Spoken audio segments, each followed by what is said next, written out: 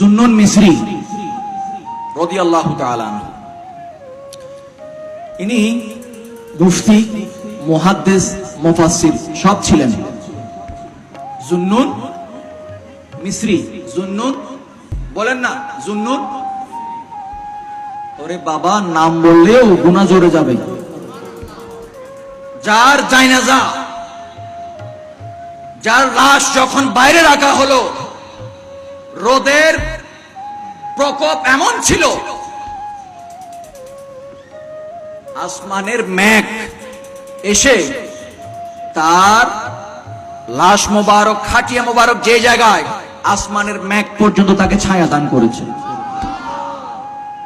কাকে? জুন্নুন মিসরি রাদিয়াল্লাহু তাআলা। শুধু তাই নয়, মুয়াজ্জিন যখন আযান দেয়, আশহাদু আল্লা ইলাহা ইল্লাল্লাহ পড়ে না? পড়ে কি পড়ে না?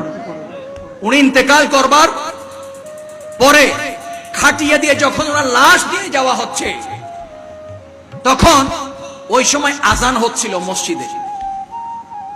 মসজিদে যখন আযান হয়, ওনার ইন্তেকালের পরে খাটিয়ে নিয়ে যাওয়ার সময় যখন শোনা যাচ্ছে যে আশহাদু আল্লা ইলাহা ইল্লাল্লাহ, যখন এই ধ্বনি শুনলেন, তিনি কাফন থেকে হাত বের করে শাহাদাত আঙ্গুল উঠিয়ে দিয়েছেন। কোন আঙ্গুল? তারিখের মধ্যে বলা হচ্ছে ওনার সেই হাতকে আর ভিতরে ঢুকানো যায়নি, ওনার হাত এভাবে ছিল এবং এইভাবে ওনাকে দাফন করা হয়েছে। হযরতে জুন্নুন মিসরিকে বলা হচ্ছে সুইলা আনিল মুহাব্বা, প্রশ্ন করা হয়েছে মুহাব্বত কি?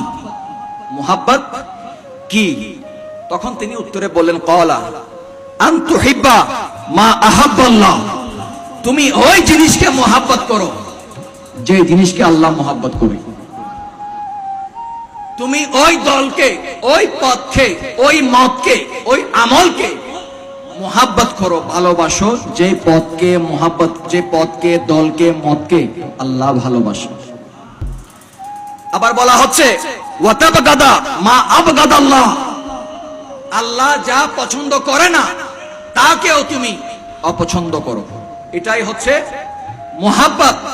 শুধু তাই নয়, তিনি আরো বলছেন, এক কথায় আল্লাহর পছন্দকে পছন্দ করা, আল্লাহর অপছন্দনীয় জিনিসকে অপছন্দ করা, এটাই হচ্ছে আল্লাহর মুহাব্বত।